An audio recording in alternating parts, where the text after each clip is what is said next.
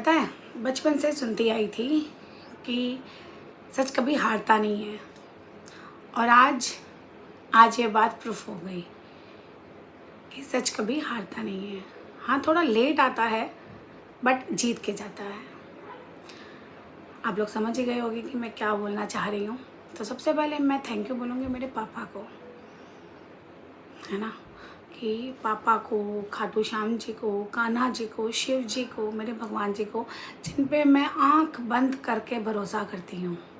और मैं सबको बोलूँगी कि अपने भगवान पे भरोसा करो, वो कभी भी आपका साथ नहीं छोड़ते हैं और वो यहाँ का पर्चा यहीं देते हैं और इसका जीता जागता प्रूफ मैं हूँ, है ना।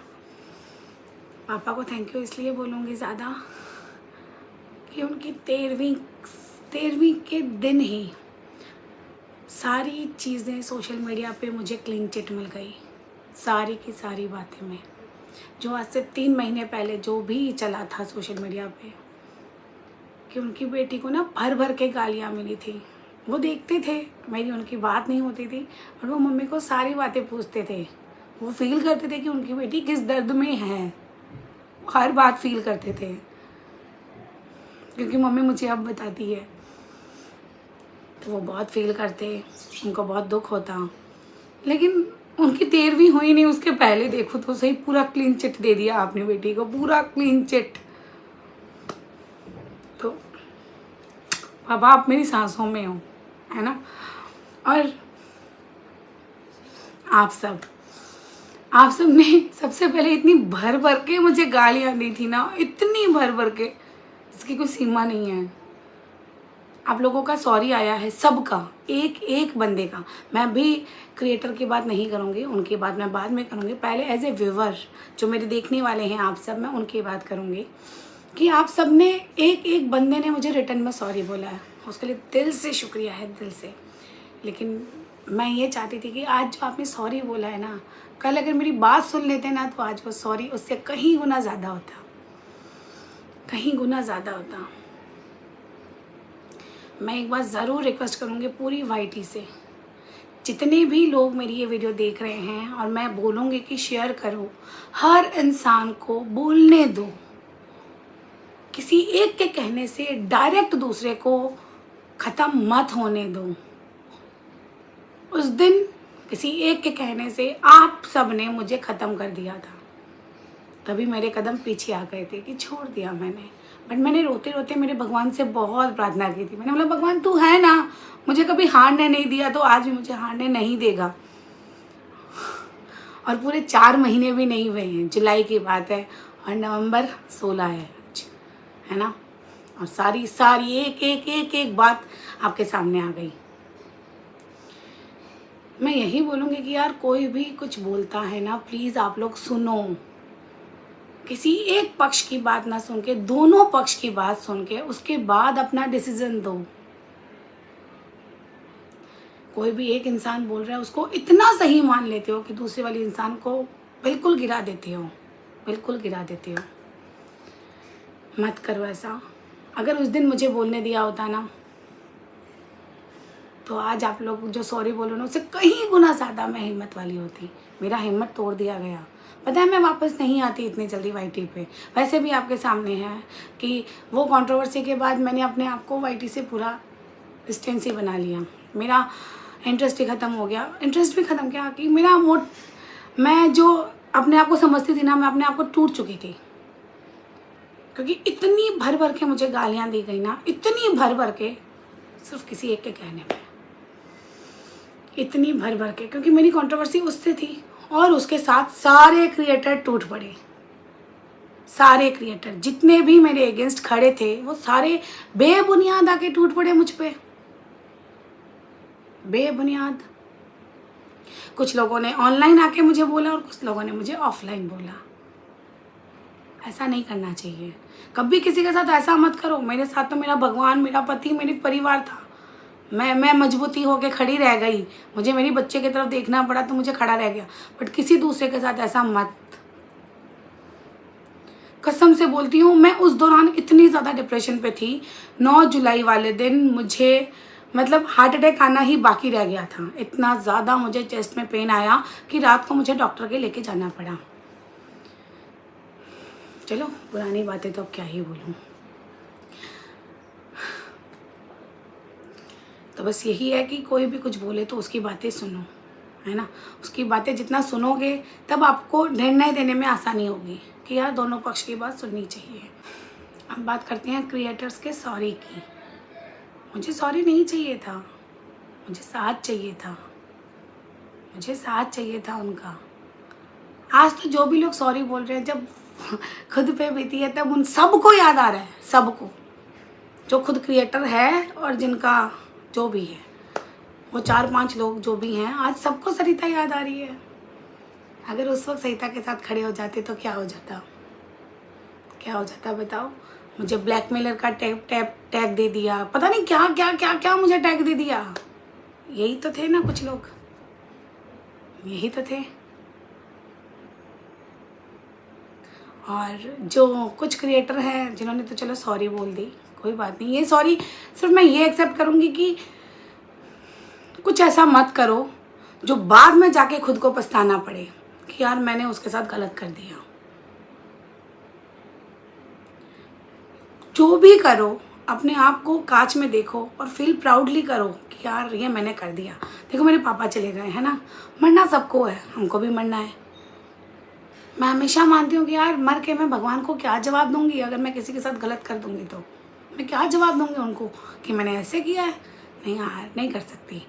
तो मैं सारों लोगों को, इवन व्यूअर हो चाहे क्रिएटर हो चाहे कोई भी हो, सबको यही बोलूँगी, कुछ भी करो करने से पहले सोचो, कुछ भी बोलो बोलने से पहले सोचो।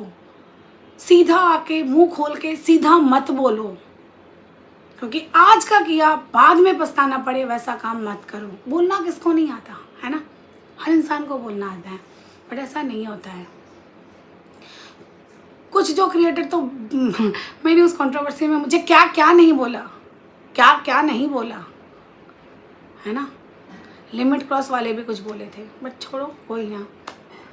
और देखो जो सच्चे होते हैं वो आज आपके सामने हैं। मुझे मेरे पापा ने और मेरे भगवान ने एकदम क्लियर कर दिया, है ना, एकदम क्लियर। तो ये भी मान के चलना, सच कभी हारता नहीं है। कुछ दिन छुप जाता है, कुछ दिन डर जाता है, लेकिन एट द एंड सच आएगा सामने। मैं उस पर बहुत भरोसा करती हूँ। अब मैंने आपको बोला कि व्यूवर्स ने मुझे गालियाँ दी, बट उन में से ही कुछ चुनिंदा व्यूवर्स ने, वाईटी तो मैंने मैसेज पढ़ना ही बंद कर दिया था क्योंकि गालियों की बौछार थी उसमें, है ना, तो क्या ही पढ़ती मैं। बट वाया इंस्टा कुछ चुनिंदा व्यूवर्स ने मुझे वहाँ पे ये बताया कि सरिता हम तुम्हारे साथ हैं, तुम कान्हा जी की भक्त हो, तुम कभी गलत नहीं हो सकती, और मुझ पे भरोसा रखा। कुछ व्यूवर्स के साथ साथ एक्शन चैनल वाले हैं, उन्होंने अपने प्लेटफॉर्म पे हमको हमारी बात रखने दी कि आप बोलो, आप बोलो, आपकी बात हम लेके आएंगे। तो उनको तो मतलब ये मान लो मुझे नया जन्म दिया वाईटी पे मेरे कुछ व्यूवर्स ने, जो कि भगवान का रूप बन के आए थे मेरे पास। मैं आज उनका नाम नहीं ले सकती, बट मैं लाइफ टाइम उनको नहीं भूलूंगी। मैं भूलती नहीं हूँ कुछ भी। ये मेरी एक अच्छी आदत मान लो चाहे बुरी आदत मान लो, मैं ना अच्छा किया भूलती हूँ ना बुरा किया भूलती हूँ। तो मैं उन जो मेरे व्यूवर्स थे और जो ये रिएक्शन चैनल वाले थे, उन्होंने मुझे नया जन्म दिया वाईटी पे। और जितने भी मैसेजेस आते थे वो मेरे हस्बैंड करते थे, मतलब जेठू जी करते थे। और जिस जगह भी उन्होंने मैसेज किया ना, वो सामने वाले ने रेस्पॉन्स दिया उस मैसेज का, और वाया मैसेज हमने हमारी बात रखी और उन्होंने उस बात पे आप लोगों तक हमारी बात पहुंचाई। तो वो दिन हम कैसे भूल सकती हैं, क्योंकि हमारे अकाउंट पे तो आप लोग सुनने को तैयार ही नहीं थे हमको, तो हम हमारी बात कैसे पहुंचाते आप तक। तो मैं एक बात आप लोगों को दिल से बोलती हूँ, अभी भी ये जो वाईटी पे चल रहा है ना, देखो बोलना तो मुझे बहुत कुछ है, बहुत कुछ है, बोलूँगी भी, बट एक बात मैं ज़रूर बोलती हूँ कि अभी भी आप दोनों पक्ष की बात सुनो।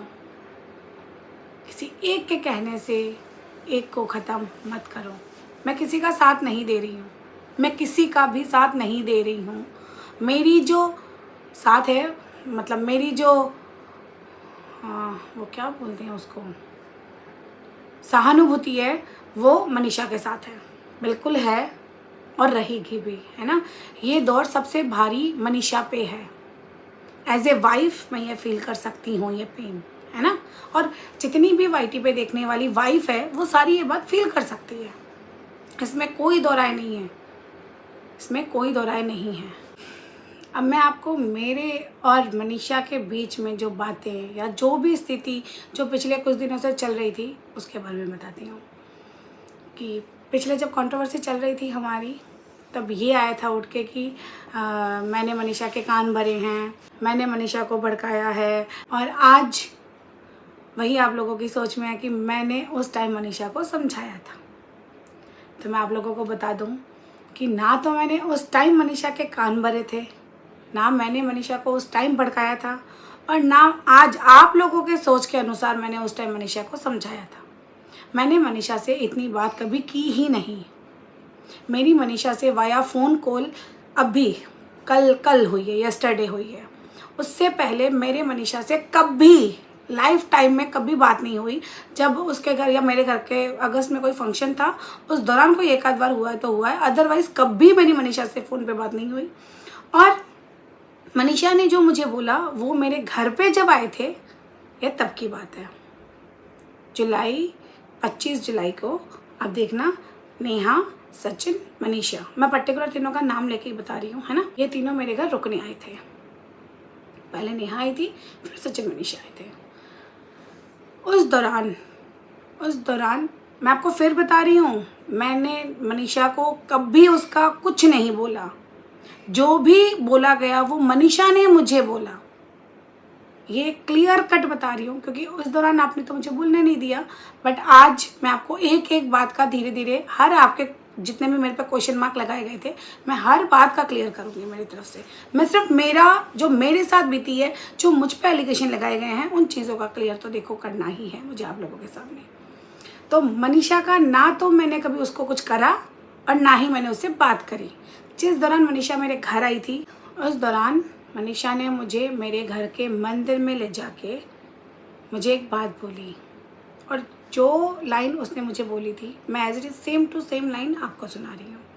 मनीषा ने मुझे बोला था हाथ पकड़ के मेरा कि दीदी मुझे नहीं पसंद है नेहा दीदी मेरे हस्बैंड से बात करे, या मेरा हस्बैंड नेहा दीदी से बात करे, तो प्लीज़ आप नेहा दीदी को बोलो कि मेरे हस्बैंड से दूर रहे।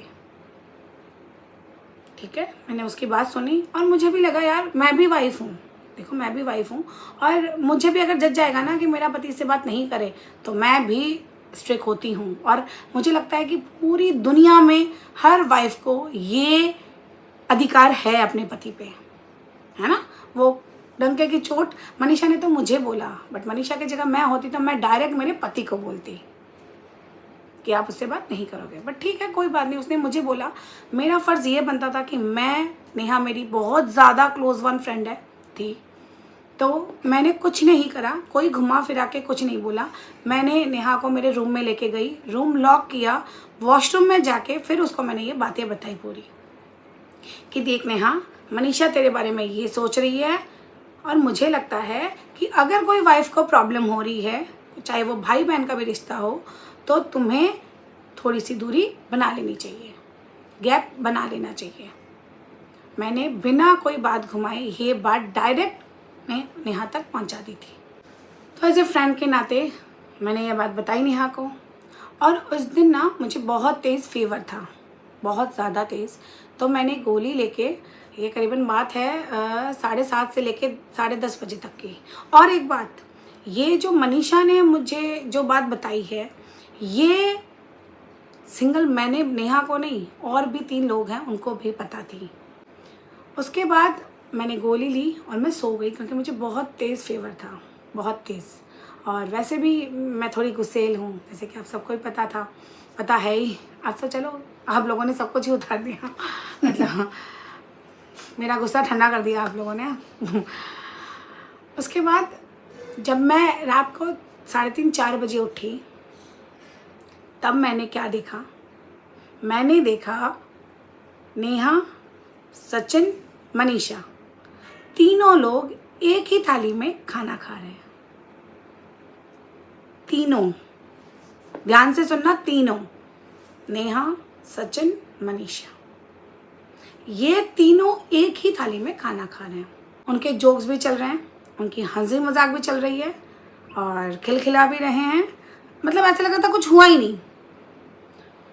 तो उन्होंने मुझे भी बुलाया था, आओ दीदी खाना खाओ। मनीषा ने मुझे भी बुलाया था कि आओ दीदी खाना खाओ, पर मैंने बोला नहीं, मुझे भूख नहीं है। और मेरा साथ क्या होता है कि मेरा फेस बता देता है, मेरा फेस एक्सप्रेशन बता देता है कि मेरा मूड क्या है। मुझे ये देख के कुछ अच्छा नहीं लगा, क्योंकि रात को जो मेरे साथ बात हुई, जो मुझे बताया गया और मैंने जो बताया, और सुबह सुबह जब मैं उठी तब ये सारी बात, उन तीनों को एक ही थाली में खाता देख मुझे बहुत अजीब लगा और मैं ऐसे देखती रह गई। बहुत कुछ चल रहा था मेरे दिमाग में, तो मैं देखती रही उनको।